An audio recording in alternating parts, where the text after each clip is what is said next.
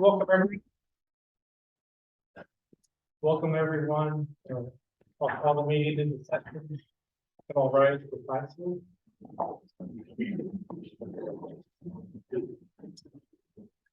I pledge allegiance to the flag of the United States of America and to the republic for which it stands, one nation under God, indivisible, with liberty and justice for all.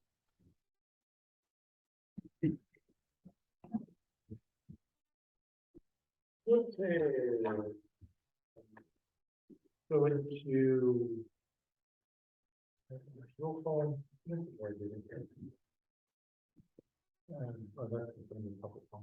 Yeah. Yeah. Okay. So just welcome everyone to the Banks School District October board meeting. We'll go to 1.5 approval for agenda. We have a motion for approval of agenda. I move to approve the agenda. I'll second it. All in favor? Aye. And then 1.6, we have Ashley. Is she available?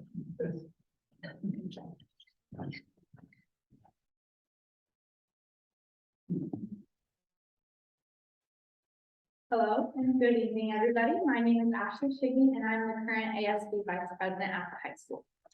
So last week was homecoming week and we saw really great participation in all the school spirit days, for dress up and the class competition. I think everybody was just really excited to finally have a normal homecoming week after coming back from a few COVID years where there wasn't as much normalcy and everything. The class winner for the competition was the senior class, so congratulations to us seniors, that was exciting of course. And then the princesses were freshmen Stella Johns, sophomore Isabella Jacobs, junior Ava Bogroff, and the three senior princesses were Madison Walker, Paige McKibben, and Stella Santos. Friday night was the homecoming football game, which was a big win against Junior with a final score of 49-0. At halftime, the homecoming queen was announced, who was Madison Walker, so congratulations to her. Following the football game was the homecoming dance on Saturday night, which was a really great turnout. I had a great time. I think everybody really enjoyed it. Again, with the normal homecoming dance back from COVID, so that was a really great time. Everybody had a lot of fun. Fall sports currently are football, volleyball, boys and girls soccer, and then cross country. This year we have really great participation in really great numbers in all of these sports. For the first time in many years, we have a JV boys and girls soccer team, and additionally JV and JV2 volleyball. So that's super exciting. And then cross country also has really great numbers. So that's always exciting for the less popular sports to feed more and more people each year. The current rankings for our JV division is volleyball is ranked 16th, football is ranked 3rd, girls soccer is ranked 15th, and boys soccer is ranked 44th. Cross country does not have team rankings. However, they just had an invitational meet in Rainier on Saturday, and they had really great outcomes.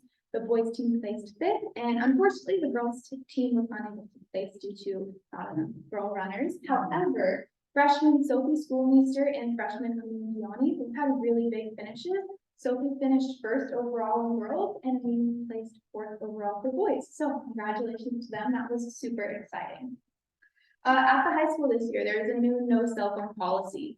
As a senior, this is going really well for the upperclassmen. There are obviously a few, students in each class who need reminders every now and then, but I think it's been really great. So so far going really well. I think it's really, you can see a lot more engagement and focus in class, whereas last year there was a lot of distractions with cell phones. So I think it's really beneficial and a positive change in school for sure. Another new thing in the high school is advisory periods. So this year we have advisory periods every Thursday morning where we just meet with our class, and this has been super beneficial as well. We're doing the new Character Strong program, and I can definitely see students being engaged in that, and we're just connecting with students, understanding, even if they're students that we went to school with since we were kindergarten, we're still, having fun, talking and whatnot. They've also been super beneficial and positive for class meetings. So for example, the week before homecoming, we were able to take that advisory period to have class meetings, go over homecoming week, expectations, rules and whatnot, so we didn't have to go into academic class time or lunchtime. So that was super great, and I think that advisory periods are going to be great for the remainder of the school year. And I think that the 2022 school year is just really off to a great start with really great participation in sports, school spirit, and academics. And I'm excited to see what the rest of the year brings. So thank you all for listening. And are there any questions? Where was the football dance in the cafeteria? The homecoming dance was at the elementary school gym. Oh. And I think that it was a good location because the cafeteria is connected to it. So we had like refreshments and some snacks and stuff. So that was really great. Yeah. Thank you. Thank you so much.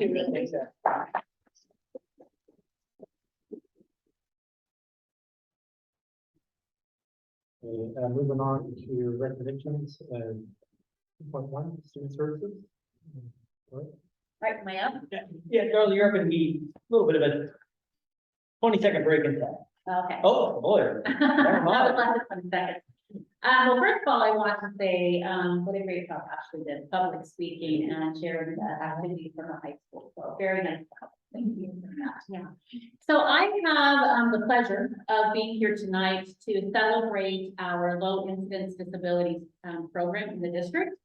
We refer to that as the life skills room at the high school and the SLC at the elementary and middle school. And when we talked in our administrative team about things to celebrate in the district, this came to my mind right away that I want to share some information with you and talk a little bit about our amazing students, staff, and parents that we have in these programs. And just a little bit about low incidence disability classrooms.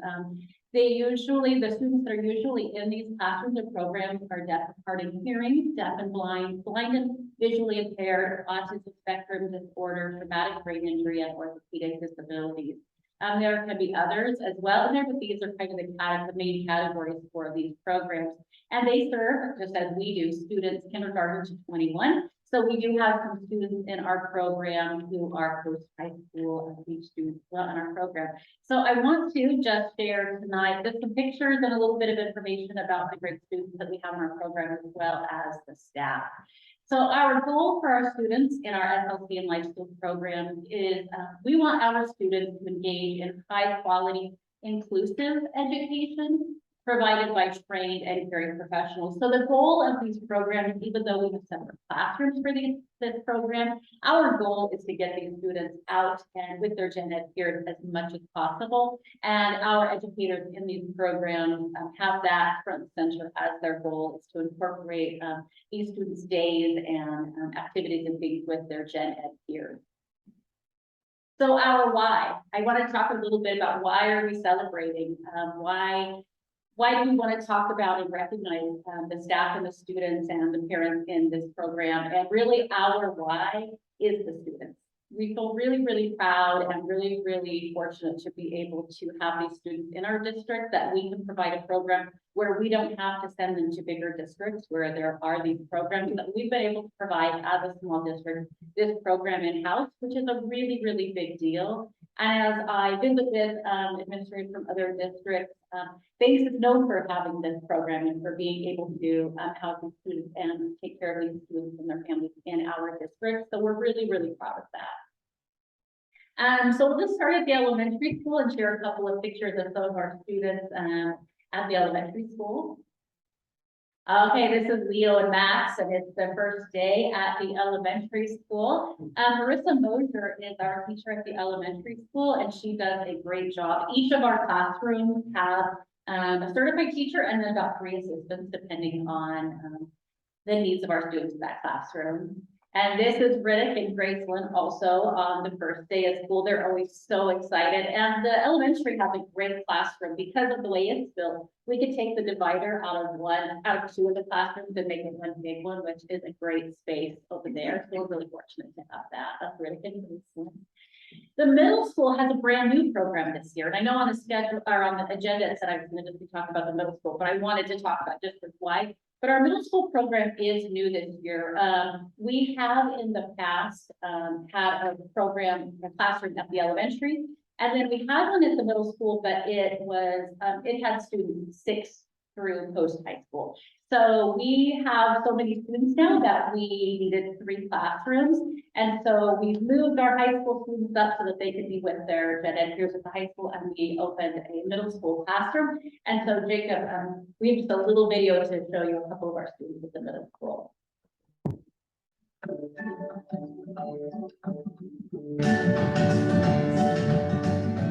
we going? That's the way. Push. On, Junior. On, Junior.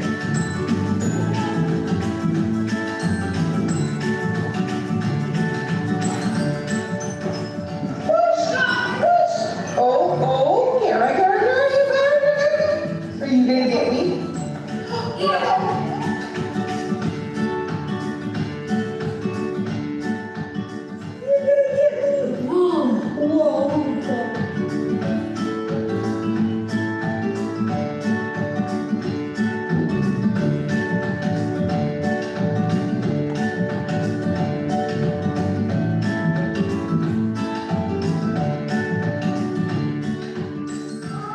Come and get this one. Come and get this.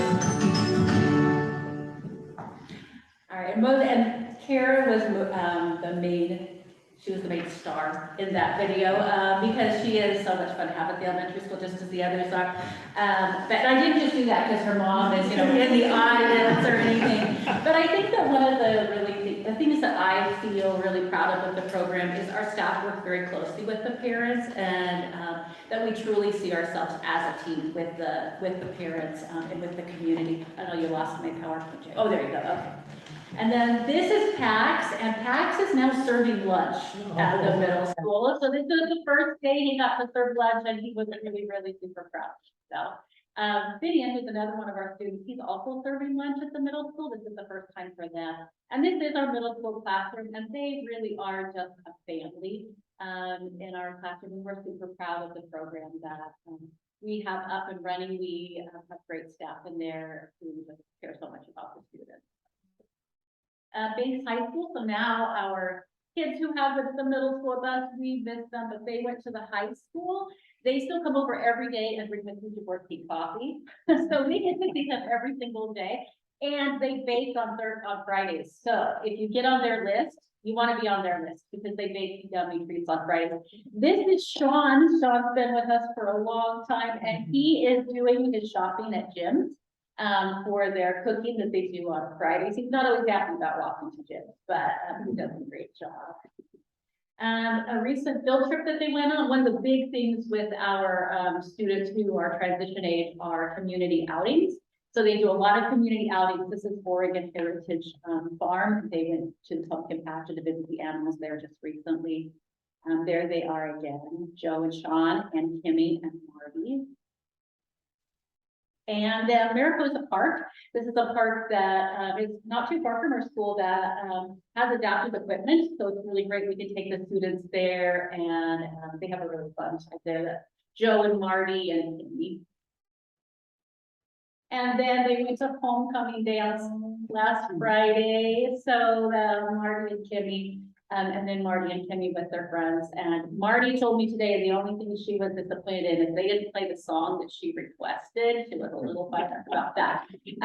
But they were super excited about getting all dressed up, going to homecoming, and some of our staff showed up there at the homecoming dance as well, and we're super excited about them being. So that's I just wanted to put together something really quick just to showcase the program that we do have here at Banks School District. And I know myself and all of our staff feel a lot of pride in what we do and how we serve these students. I just wanted to share them with you tonight.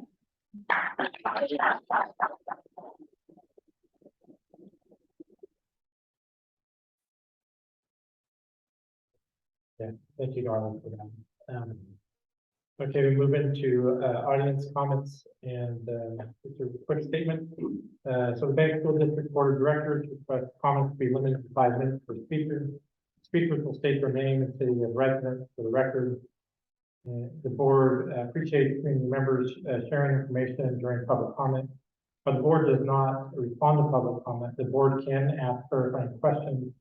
Following the meeting, the chair or vice chair and superintendent will together determine the appropriate level of response. Speakers may offer objective criticism of district operations or programs, but the board will not hear complaints concerning specific Banks School District personnel. And with that, we do have a couple. Yeah, we had two comments. I'll put order, so Jody, you're up first.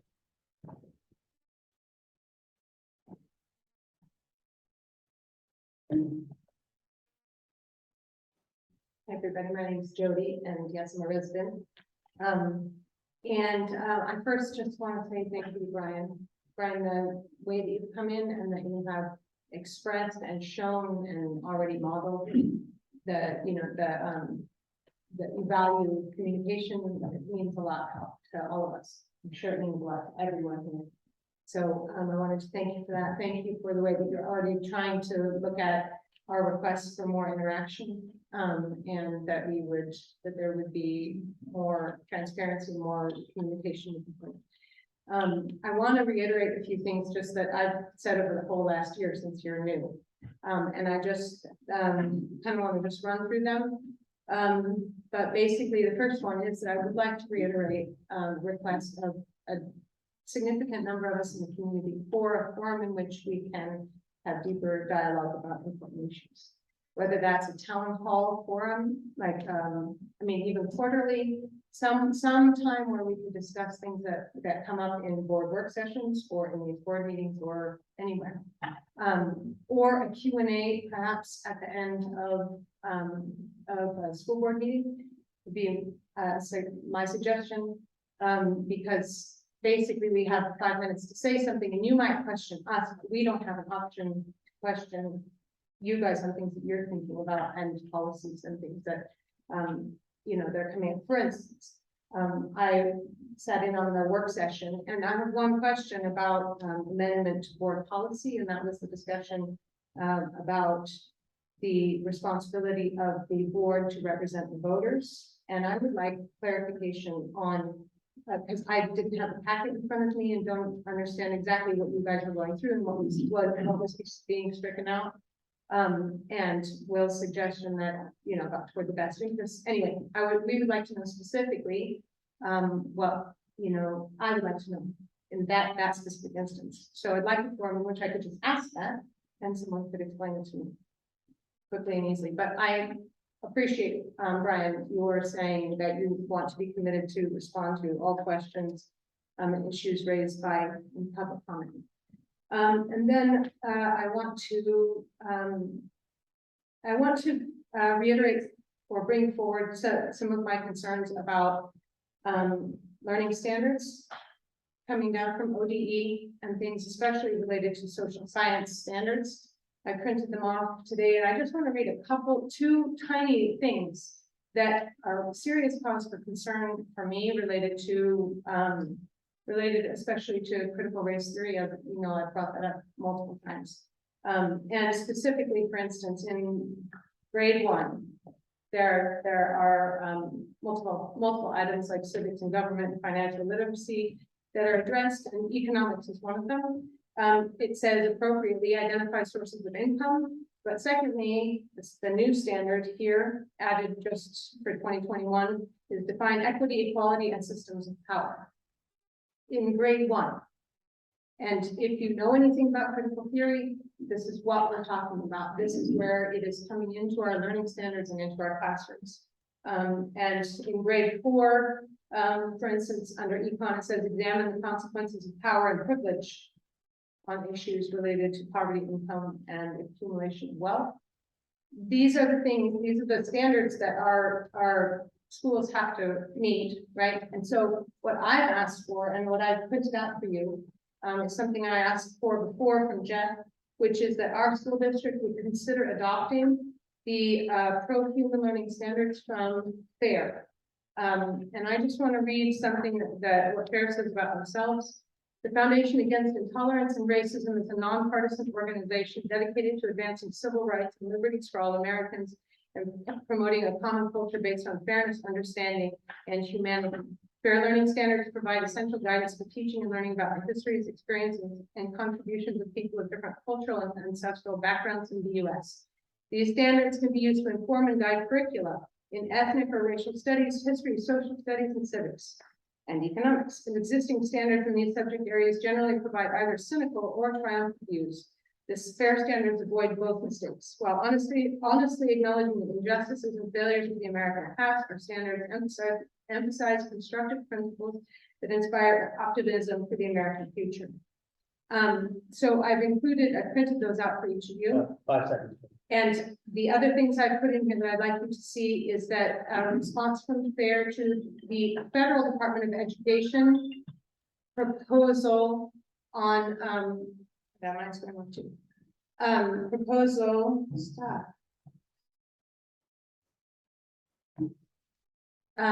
Proposal for, inclusion of, CRT from the federal level. So I would like us as a community to continue the dialogue about how we respond to that. And I think FAIR is a really important way to that. And lastly, I also proposed and asked that we might, as a school district, adopt the Chicago Statement on Free Speech. I suggested that back in February, and I'm hoping that might be something that our school district will adopt in order to guard our children's right to free speech in the context of discussions of these really, especially these difficult issues. Thank you. Thank you.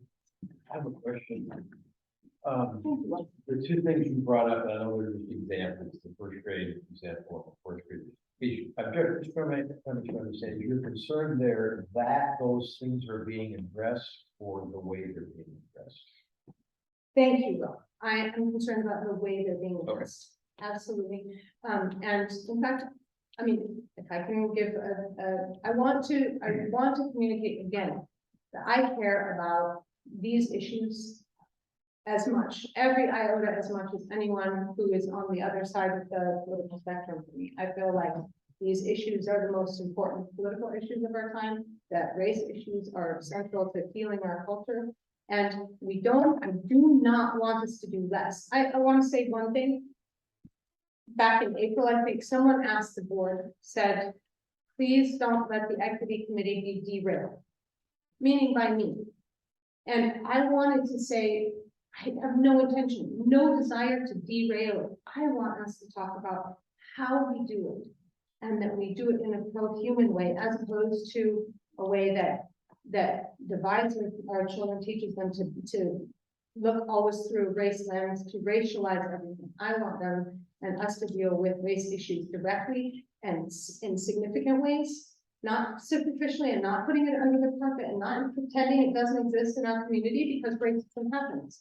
And we need to address that, but that we would do it from a different, from a different perspective, in a different framework. Okay, thank you. Thank you, Jerry. Aaron?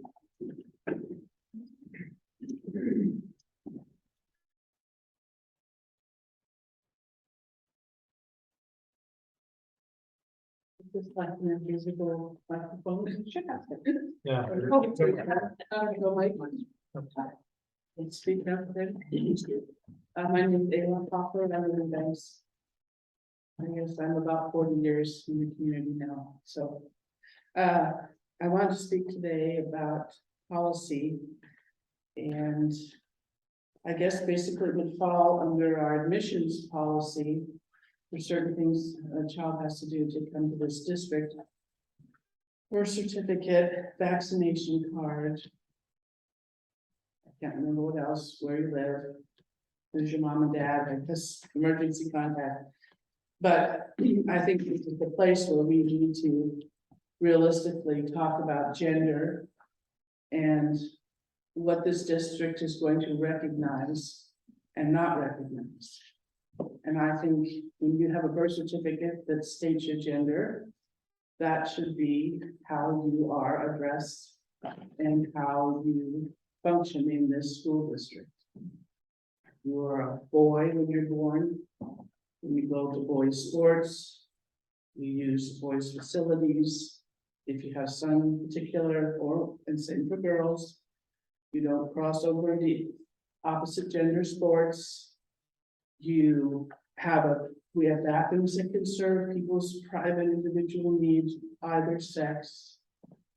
And I think we need a policy to be proactive that says, no, not here. We are not doing transgender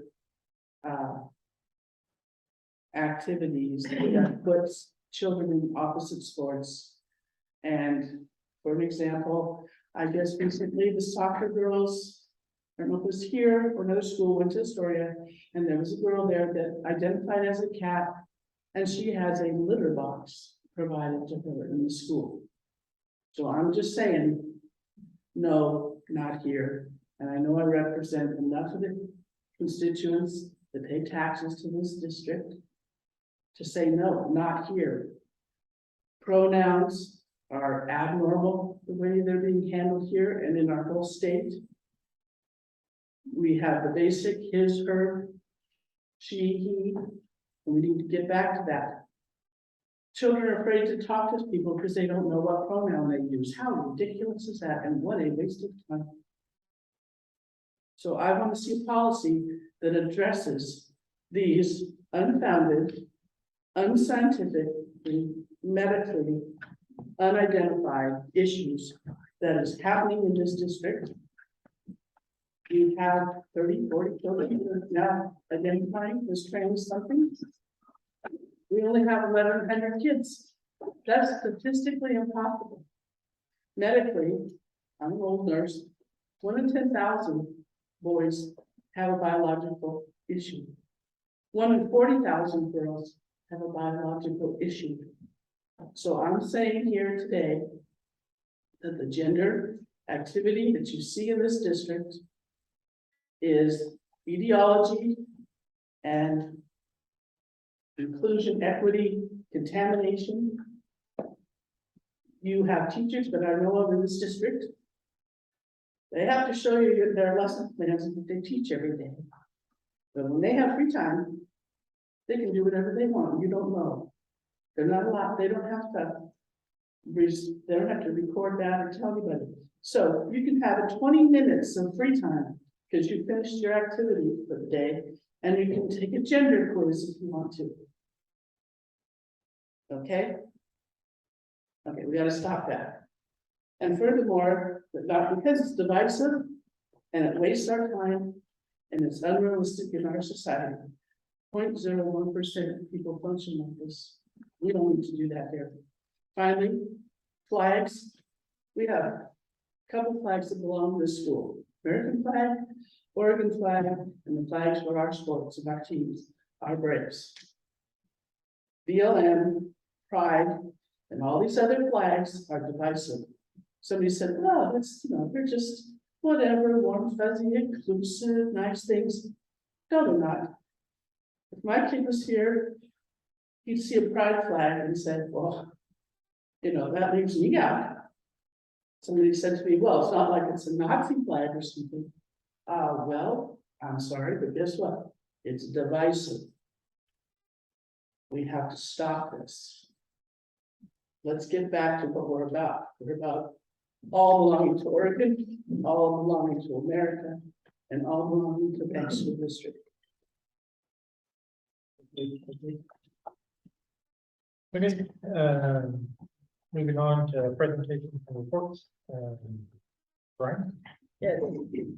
Chair Brandon, members of the board, members of the public. I have two of the reports, so I'll take them separately. The first is my superintendent's report, which I try to update the board on timely and relevant issues tonight. A significant piece of it will be around opportunities for community involvement. 3 different teams that'll be forming. Outreach going on the next week and meetings starting end of October through early November. But first, I want to thank Ashley for coming in and talking to the board, representing our students, and quite possibly being the first student ever to give positive regard to the cell phone policy. Thank you. And just to echo how great of a night we had Friday night, and I mean a football score aside, well, that was fun and everything. Just to see the community out and the celebration and the noise of the cannon and the groups and the parade and all that, it was just nice to have that stuff again. And thanks to the public comments, part of public service and public discourse, and I just appreciate the process. So in the packet, you'll see an extended 4-page report that if I would read to you, we would never make the agenda, but I'm going to make some highlights. The first team that we have coming out is, what I'm calling our equity audit advisory team. State statute requires that districts, districts of our size by 2025 have an equity advisory team. So obviously it's not 2025 yet, but, starting this process a little bit early and including the term audit. And the reason for the term audit is that this year's team will really be, tasked with and charged with looking at what are our practices and what are our outcomes. So it's kind of just the facts. It is not a team that will be yet talking about what changes we need to make. It will be actually just identifying what are our current practices and outcomes. And that'll come in two different activities, if you will, if I separated them. One will be through the use of a questionnaire. It's a pretty technical document. It's not a yes or no, it's kind of a Likert scale, sometimes, always, never, or around virtually all aspects of school governance and opportunity. The other will be the team, during the first meeting, will be looking at academics, attendance and behavior, and writing the guiding questions that we should be looking at. So the team will be developing questions. It could be as simple as, what are our outcomes in 11th grade math predictable by demographics? Thanks, Ashley. Have a great night. Then what the team will do is say, okay, we have these, set of 15 guiding questions that we want to have answers to. What data would we need? And so the district would then, go back, bring that data back to the team. And ultimately what that team will do is come up with database answers to those guiding questions that were developed and present those as the first report to the board of the Equity Audit Advisory Committee. That's scheduled to have a timeline of about April, is being the date that report will be presented. At that time, we will need to convene another committee. Could be the same people, could be additional people, and you're not kicked off the committee just because April comes around. But then that will be okay, here's our results we came up with, what are the actions we're going to take from them? They'll go into the strategic, they'll have to align with strategic planning, they'll have to align with the vision, they'll have to align with our actions going forward. So that's kind of committee one. Committee two that we're convening is a long-range facilities, again, a steering committee. And I want to explain why I've added the term steering committee into long-range facilities planning. And that really is because of the kind of research I've done over the past couple of months on where we've been as a district. And I have this, again, in the report, a lot of information. I'm just going to highlight a few things for you. One, we have realtors available to us in school districts to help us with any land acquisition or land trades or anything that may possibly come up for our land needs. As we look at our current bond, the one that we use to pay for the elementary school, we still owe about $5 million on our general obligation bond. Through some, what can only be described as very thoughtful planning, our rate to pay off those bonds is extremely low. Right now, it's about $1.81 per $1,000 of assessed value. And over the next 5 years, it's projected to stay at $1.90, which puts us at the near the bottom or the lowest level of bond tax of any of our local communities. The challenge to that is, with the interest rates the way they are now, we really have no possible way to benefit from any kind of like refinancing. That's just is what it's going to be for the next 5 years, until 2027. However, it is possible for us, should the board choose to, at any time before 2027, it is possible to go out and if the voters approve another bond, to not start paying for the entire thing until the middle school bond goes away.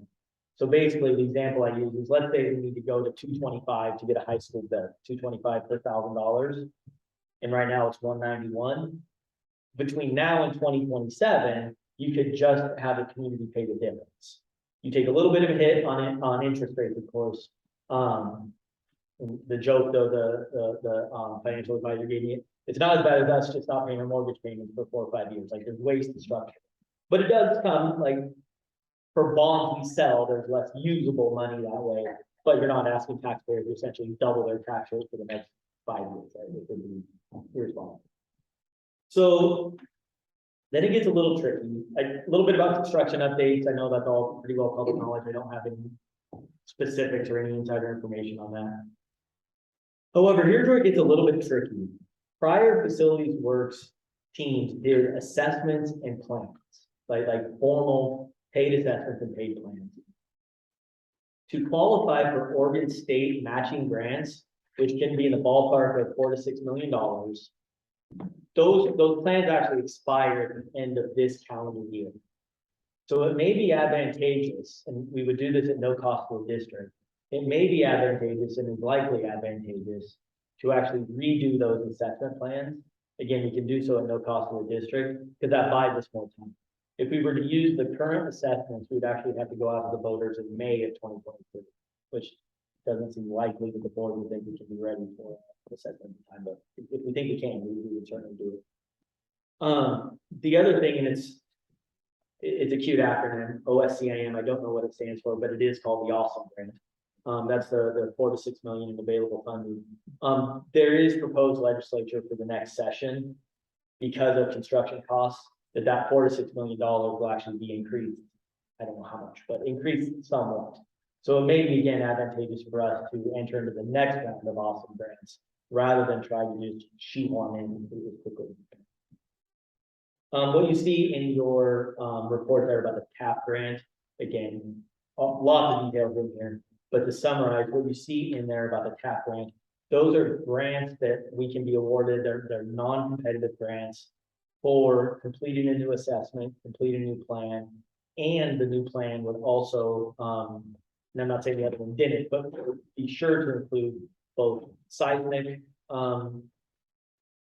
measurements, I guess, seismic upgrade. Yeah, thank you. What it would take to seismically upgrade. That's the architect. And hazardous materials, and really specifically talking about asbestos. So that would be, all those are in the TAP grant. So I'd like to convene a steering committee for that facilities team to essentially come up with a timeline for a plan that we can put into action. And so I have a springboard plan, getting them together in, again, October might be a little bit of an ask, but late October, early November. What are our guiding principles for the project? What's the starting point for that team that builds off the previous work and takes into account current realities? What is our strategy and timeline in reference to the Awesome grants and the TAP grants?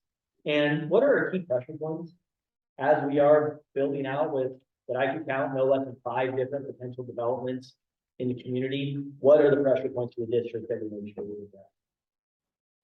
Okay, one more. The last group that we have is really a visioning steering committee.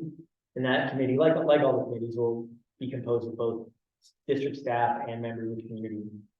But what that steering committee really looks at is kind of an oversight committee to making sure that as we go out for focus groups and we go out for surveys, are our focus groups attentive to the diversity of the district? Meaning, do we have representation in our focus groups? Do we have representation on our other committees? And do we have representation in our surveys? And I'm going to try to use a $10 researcher word with 2 trained researchers to my right. And they will serve as member checking for our qualitative research.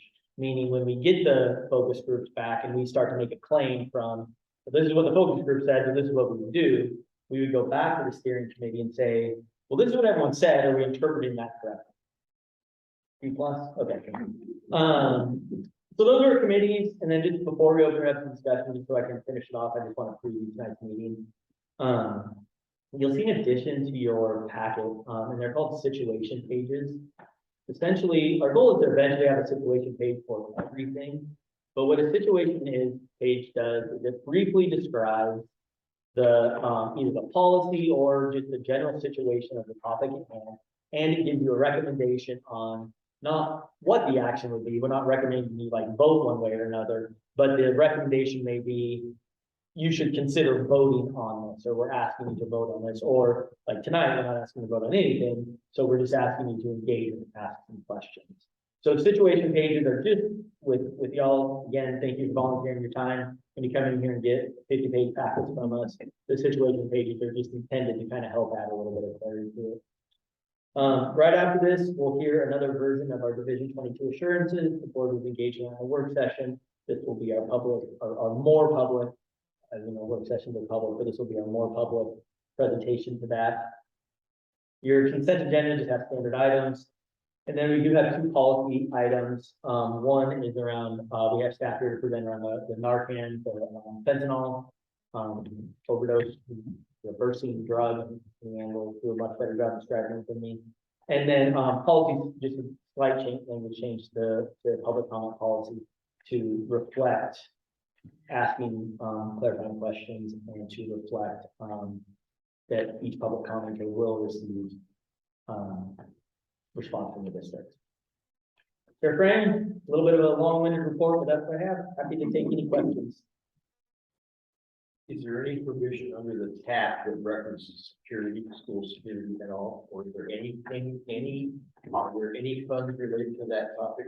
Great, yeah, thank you so much for asking that. So, I don't believe so under TAP, but yes, under other funds. I don't know what the bill is officially called, but it was kind of called the bipartisan federal bill in response to the Uvalde shooting.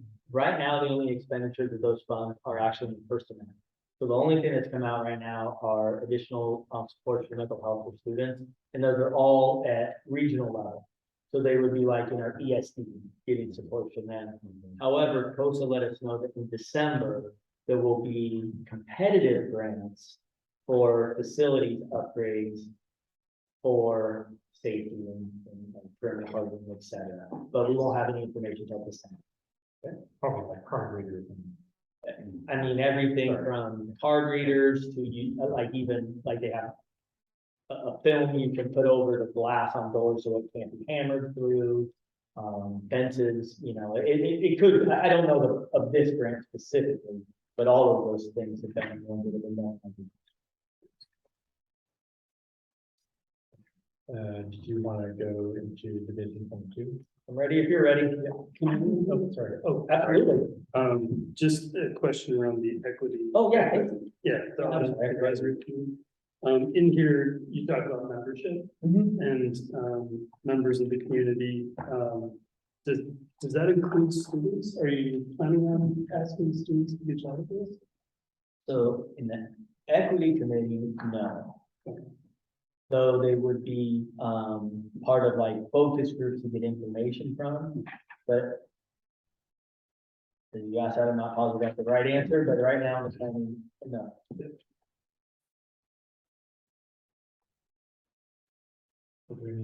I do have one question, just maybe it's a little abstract, but on the facility committee, Yeah. you referenced a lot of things they're gonna do. Do you envision that any involvement there in looking at looking at the current circumstance in terms of maintenance costs that we have now as a pointer to where our priorities might go in future plans?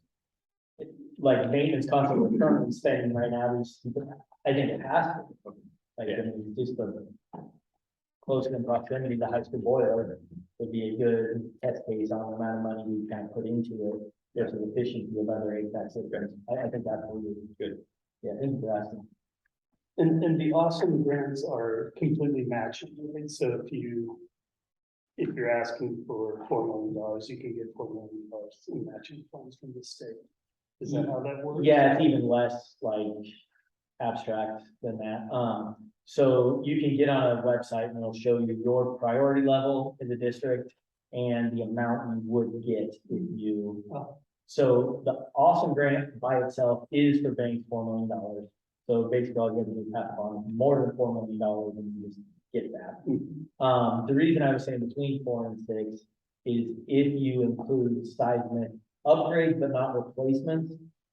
So like where we're sitting would be a perfect example of that. If this were to remain intact, but become seismically sound, you would be up to an additional like $2.7 million or something like that.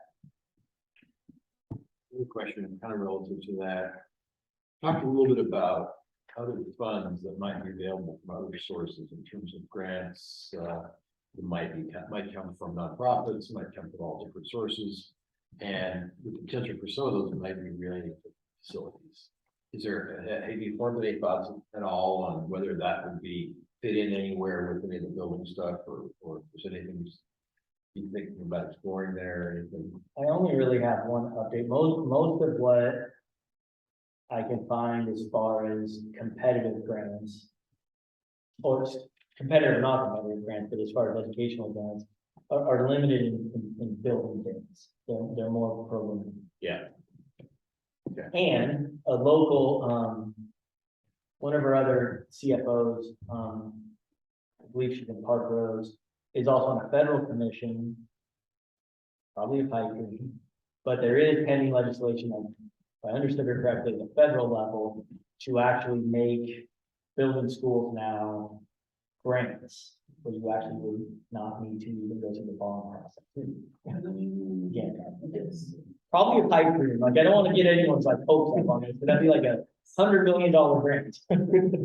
But I asked her specifically, is that what you were talking about? And she said, yeah, she said specifically in communities with a pretty small tax base. I mean, I don't know every community across the country, but I assume we qualify the community.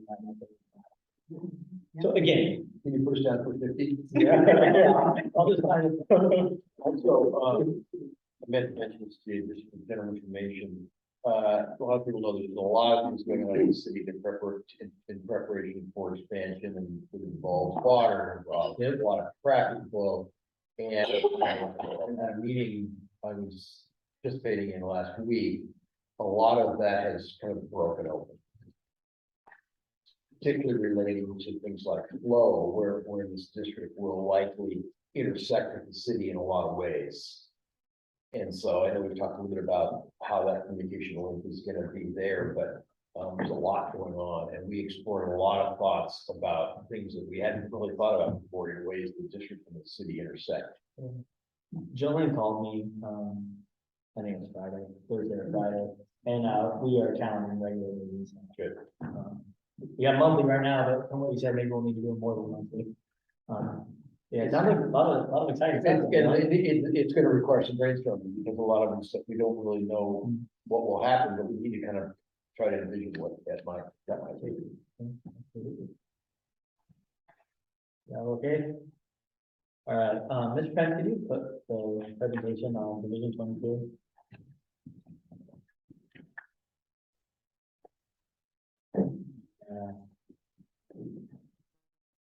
I apologize, my eye contact isn't quite as good on this, but I'm gonna actually follow along on my computer screen.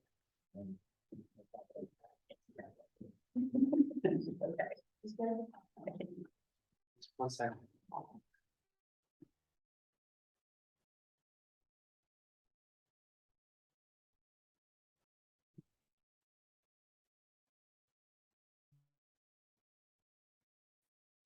Oh, did I not share it? I just clicked on that. Oh, okay.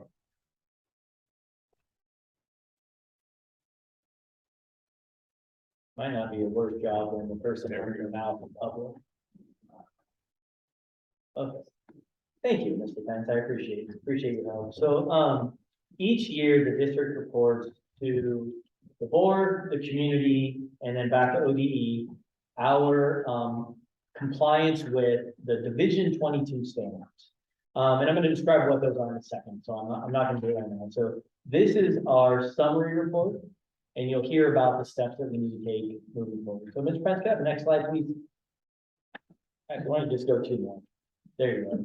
So the only purpose of this slide is to explain when I say Division 22, what do I mean? And it simply meant the division of this thing called Chapter 581 of the Oregon Administrative Rules, which of course the rules are written on how we actually implement the statutes set forth by the legislature. So really, Division 22 just means most of the rules that public schools have to follow to be what's called a standard school district, which almost all school districts in the state of standard school districts. So these come from legislature and or the State Board of Education. And ODE has the language written for the rules. And so that's what we're gonna talk about. And I think what is important to realize is they are intended to, and what it talks about in statute is they are the baseline they are the starting point for compliance in what these standards are. So go ahead, Mr. Pence. So I think it's important on this one, a little bit talking about why we look through this, and I was sharing with the board earlier in work session, you could treat this activity just like a checklist, and you could just say, yep, we do all those and move on. And sometimes we can talk about how busy our teachers are and how busy our administrators are, and that's the way to do it. But I think it also offers us an opportunity, and if you look at that bottom line there, it gives us an opportunity to really reflect on our practices across just a wide variety of things. Everything from like the standards that were mentioned in public comment, all the way through to just procedures and practices like teacher evaluation, or we have our complaint processes on our website, just really does talk about everything. And so we certainly are taking the approach this year to using this as really a reflective way to look at our practices. The one thing that's really important to remember is that these are for last school year. It's not for what we're doing right now, it's for reporting on what we did during the previous school year. And so turns out every year, and it's not uncommon, you may find yourself out of compliance on one or more, and you talk about what that corrective action looks like, and you kind of file a report to the state. So here's what our process, I'll go into a little bit more detail on what that process is, and use right now for an example. So by November 1st, at the today's board meeting, the district and the community getting kind of a summary update of our compliance and where we're out of compliance at this board meeting. By November 1st on our website, we have to have our formal community report put on the website. So more than just a summary, it's a comprehensive document. And then by November 15th, you have to file a very similar report. Next slide, please. So this gets a little bit tricky, but 2 years ago, we reported we were out of compliance on adoptions, in particularly around language arts adoptions. So our corrective action that we did last year, that's why I'm talking about it now, because we actually did this corrective action last year, was we did a supplemental adoption in language arts. Our teachers received materials, there was trainings available, etc. And our superintendent developed a timeline of compliance using funds from the student investment account, which theoretically, at least without legislative action, those funds will exist moving forward. So they're not one-time federal funds, so the amount of money that's put in towards adoption should be there moving forward. So last school year, we were out of compliance on 2 laws, if you will, 2 acts, 2 standards. One was called Addie's Act, and one was called Aaron's Law. And both are around keeping students safe. Addie's Act is around students having suicidal ideation, and Aaron's Law is around sex abuse prevention. They are both about, and I'm going to, please just don't quote me on this, I'm going to get the summary numbers wrong. They're about 4 lessons per year of about 40 minutes, I think is the requirement. Maybe slightly different than that, but they're not standalone classes. So as a result, many times they're just done inside of a class, like they might be done inside of a 5th grade classroom, at the secondary level, typically done inside of health classes. Our biggest systematic challenge to these is really the high school level, where students only take health twice a year. So how can you have these things K-12 and health class if you don't have health class all 4 years in high school? Next slide, please. As you heard in our student comments, we implemented an advisory program, and advisory does a lot of things. It also gives us that opportunity to deliver some of these lessons to all of our grade levels. And so our structure for the corrective action is in place with advisory. And so now what it looks like is having those lessons put in. And again, just a reminder, lessons of these nature require prior notification to families. They require that materials be available for preview, and that alternative activities will be developed for students to adopt them. Sure, Fran, that's my summary for you, and that is all I have for my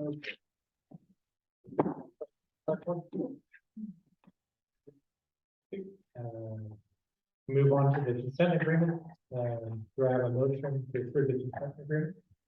I move that we approve the consent consent agenda. Any questions or comments? I do have one, Kyle King. Yeah. Listed a lot. Yeah. And please, extend a thank you. Other than that, I think doing a good job. Really taking on a lot of activity, so he's not doing that. okay. There was one, or did that, all in favor? Aye. That's what unanimously. And then discussion items. So our first discussion item is around policy JHCD/JHCDA. Leanne is here in person and Rochelle is here online. And in the packet, you can see the original policy. And then there should be Leanne, would you be able to, and I'm sorry for putting you on the spot, I don't see the changes highlighted in the new policy. Do you have those that you can point out? Can you give me a second? Yeah. And we can. Yeah, we'll just, I'm sorry.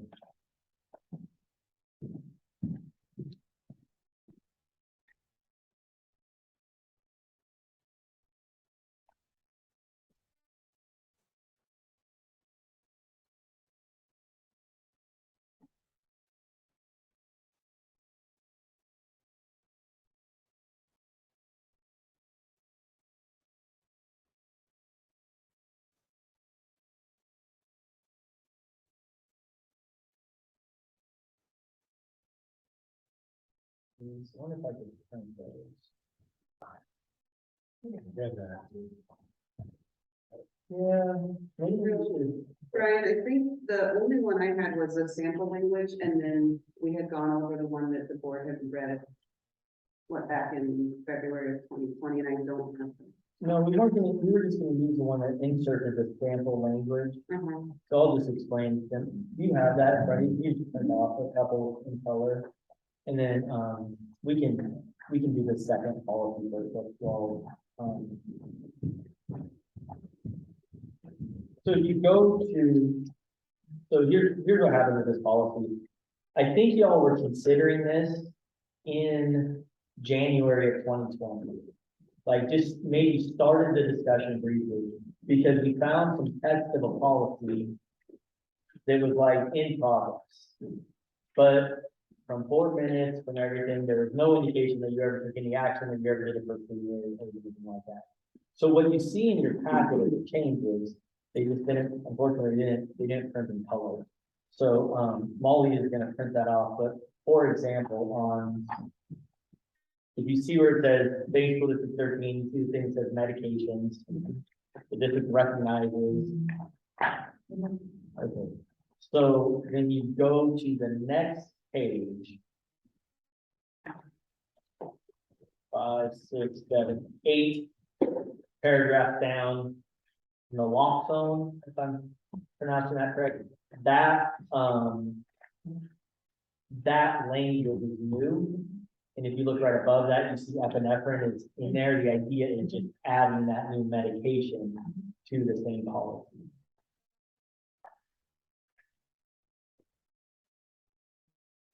Similarly, on the last page, you will see a paragraph that says school administrator, school nurse, teacher. Again, about halfway through that paragraph, it lists epinephrine. The addition is naloxone or similar medication that is designed to rapidly reverse an overdose of an opioid drug to student or other individual. So the again, same idea in the very last paragraph that talks about liability. It talks about this again, it was already in there for epinephrine. It's adding that medicine to that list. Being that this is the first reading, we will certainly get you the color changes copy and make it easier to see. But was that enough of a summary that maybe you can ask Leanne and Rochelle any kind of questions that you have. Again, you're not looking at action on this in your way. I don't mean to be technical, but naloxone, is that the FDA approved name for it, or is that a brand So name? Narcan is the, like the brand. The brand And naloxone. naloxone is the. So if we're gonna use similar medications, should they be similar medications approved by the FDA? So there's an injectable and then there's a nasal spray. Narcan is the brand name for the nasal spray. And then naloxone is just the overall name of the different variations, because there's also an injection, but we would have the nasal spray. That really is my question. Yeah, so Rochelle, what Will was asking is are there any, the worry is, I think, and correct me if I'm wrong, Will, but where it says similar medication, should there be more of a descriptor around similar, such as similar medication that has also been approved by the FDA or something like that? Asking if that would be appropriate, is that what? Somebody could show up and say, here, I got a fifth of whiskey, that acts just like naloxone, try this. Nope, I guess, yeah, who's making the similar designation? Yeah, who determines it is similar, what's the designation? Should it Yeah. not come from FDA? I mean, we could, the wording that's in the other districts, they don't specify that. The wording that's in there is exactly how they did it. Because it's been approved in other districts. The naloxone, the only reason they're saying that is because there's more than one kind of type. There's, a couple different injection and the nasal spray. So to limit it to one when a district might not be able to get a specific one is why they word it like that. I think we can work, I hear what you're saying, and I think we can work on language to make it specific to those two. We'll take that back. At the same time, I should hope that all drugs that we might be administering would be approved by the county. Well, that's kind of what I was Maybe thinking. that's all that we can put in there. That would be, yeah. that would be- It only applies to FDA approved drugs. I was thinking that might be an add, we can just add on another line that's sort of a blanket statement, not necessarily specific to naloxone, but to everything. Hey, Brian, if you look on page 2, second paragraph, it does. Oh, did you say that already? Oh, yeah. Policy. If it's not approved by the FDA, then at least it addresses it. Oh, yeah, a request, so kind of second paragraph on page 2, request the district to administer. Is that what you're talking about? That's about it. Okay. Good thing somebody agrees.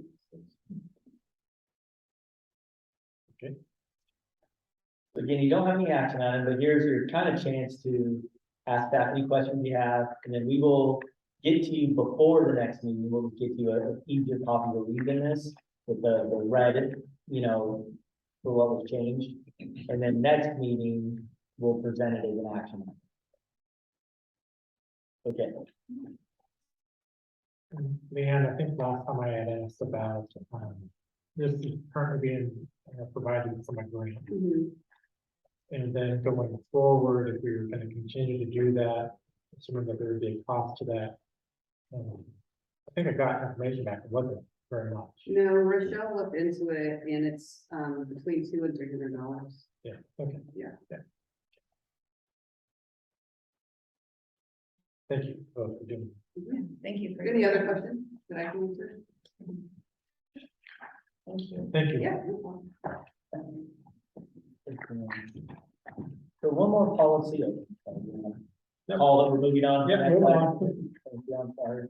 So again, the situation for this one is that the board values community input, and at work session, the board has wanted to have an opportunity to ask questions of clarity to community members making comment, and make it clear that the commenters would receive some sort of reply. Most of the time from the superintendent or staff, but it would come from the board. None of that is actually against your current policies. There just may not be as explicit as they should be. So the new policy, though, you see it later, there's only a couple of changes. Again, on number 6, it says comments and inquiries from the public. And then if you skip ahead, it said, will not generally be responded immediately by the board chair, although board members may ask clarifying questions. So that's an addition. And it says comments and inquiries may be referred to the superintendent for reply at a later date. And the only other change, and this is moving us again towards what we talked about in work session. Right now, public comments are in policy supposed to be, if they want to be made in absentia or over Zoom. We still have Jeff's email address in there, but replace that with school board at. We need to inform the community we have a school board at, what, email address, but at least that's in the policy. Those are the only changes to that, as taking what was already in policy. Any discussion or comments? No, I just, thank you for creating a email address that goes to the school as opposed to individual, and then obviously you have people that have access to that.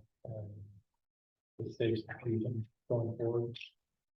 As of that, we're all now, any email a community member will make the school board at, will go to the 5 of you and myself. And this will be followed up in the report of the superintendent agreements. Yep. Publication. Yep, we'll do this policy, and then as we talk about work session, board and superintendent agreement will be in the next action.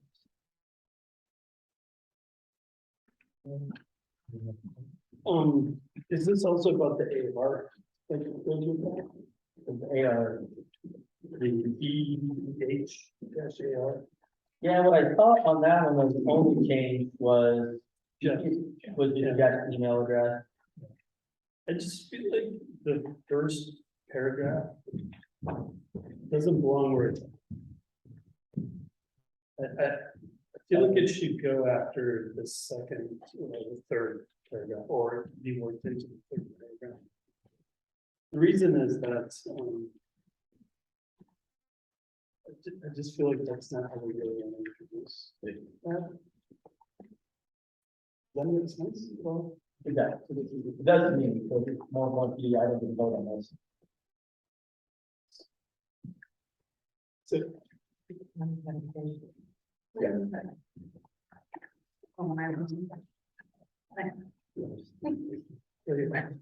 So. Yeah. I just feel like it should start here. Yes, I agree. And then move this down. You're, yeah. Yeah, I agree. I can happily make that change and put it in for second reading for next time. I agree, I think that means, to me, it flows better. So we're, just to clarify, we're voting on what's already No, And that first reading. first. Okay, because I definitely want to have whole things to this. I don't know if this is the time to bring this up, or if I should bring it up in public comment. Or- It's better to bring it up now, in the hopes that what you see next time is a final draft. Got it. Okay. If it isn't next time a final draft you're comfortable, with, we can always push it again. There's no rule that says you can only look at policy twice. It just. Talk a little.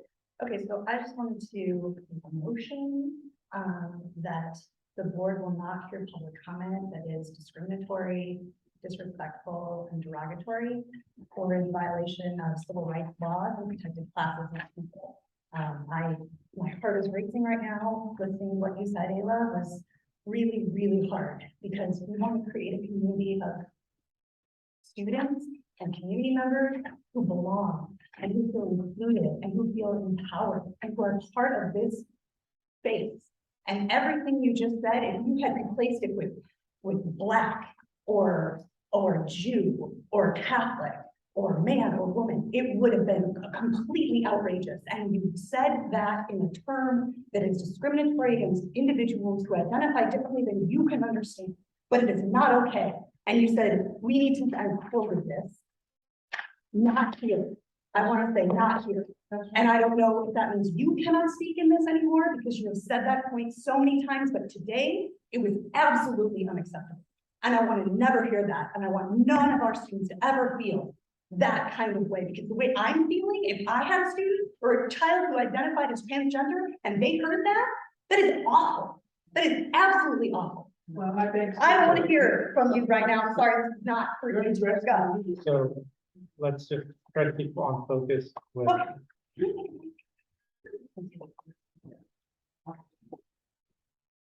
Um, So we've had a board member ask for additional information in here. We have that documented. Why don't we do, take this with comments and have another first reading next month? And then we can go back and have a second reading. Is everyone in agreement with that? It will, staff will bring some to the ball, and that staff will take, input into consideration, bring another draft forward of EDDHAR at the November meeting. Okay, that takes us to board communication. Bill, you want to start from? Let's see. Lots of great information with it. Lots of great interaction. Brian, thank you for all of your reach out, your research, your exploration, the action you've taken to not take control. We have control, but certainly insert yourself in the district and bring the value that you obviously bring to us in this process. And I'm very excited about this because there are a lot of things foundationally and how we do things, gaps that need to be solidified.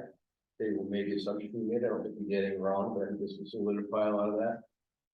And it's moving forward a lot of initiatives that we need to get action on. And I appreciate you doing all that, laying all that groundwork, and I'm looking forward to it. I'd also like to just say, reiterate once again, I'm sorry that I was not here, but the staff and the district, I'm just really excited about getting back started again with the year. The attitude and the approach that the staff is taking, and appreciate it so much. This demonstration or this presentation on what Darla did was amazing. The presentation by our vice president of the food body was great. I just really feel honored to be able to be associated with and participate in raising our kids with the staff we have, and the parents we have, and the students we have. Will kind of summed it all up there, but I do appreciate everyone coming. It's been a long day. We've had a good work session. And I'm so happy that, Brian decided to put up with us. And I think that we're going to, be headed in the right direction. And I do appreciate you coming, and Darla, I'm so tickled to see our kids and how well they're doing, and Ashley, I've known Ashley all of her school life, and so it's just wonderful to see her blossoming, into who she's become. So anyway, thank you for coming. Thank you, thank you. Thanks for coming tonight. Enjoyed the public comments. I just wanted to reiterate, both what was said before. It's really an honor to kind of be up here. I'm really looking forward to kind of readdressing the facilities. I think moving forward on that, figuring out how we can move forward and what makes sense would be really exciting. Ashley's exuberance and excitement was just contagious. She did a wonderful job. It was like literally one of the best I think we've ever had. So, and she didn't even read it off. I mean, it's amazing. So that was really exciting. All right, thank you for letting me take a break. I wrote this down. I just wanted to acknowledge that this is Indigenous Peoples Day today. I think that's an important thing to think of, especially as we identify as Braves in our community. So I just wanted to kind of ask our district to consider it. I know Brian has kind of led us in this idea of what does it mean to be the Braves, right? And what does that actually mean to each and every one of us? And how does that translate to our community? And I just wonder how we can really build a culture of connection and of belonging and of inclusion and of healing. So I think today is an important day to think about that, and I just want us to consider how we can bring that spirit to everything we do in our district. So, thank you. Chiefs or board members, long day.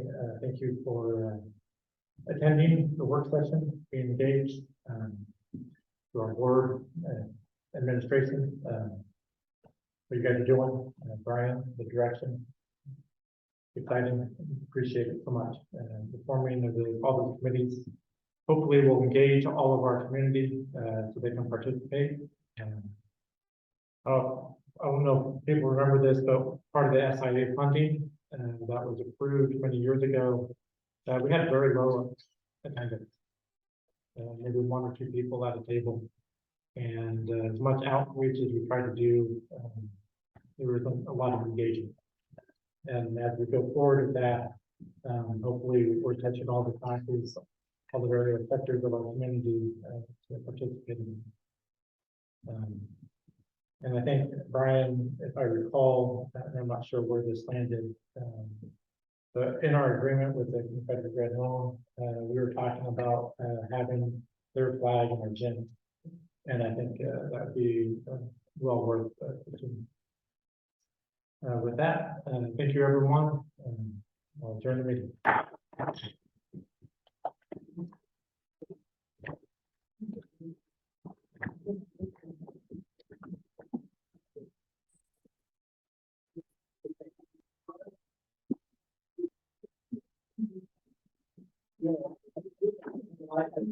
I'll get an email this week.